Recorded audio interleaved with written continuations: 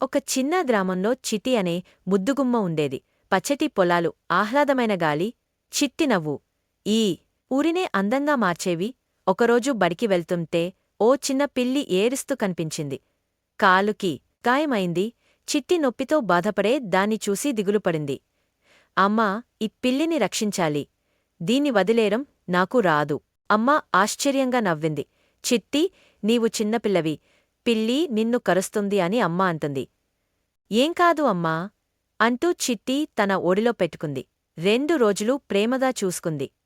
ఆ పిల్లి మళ్ళీ పరిగెత్తగలిగింది. చిట్టి కళ్ళు ఆనందంతో నిండిపోయాయి.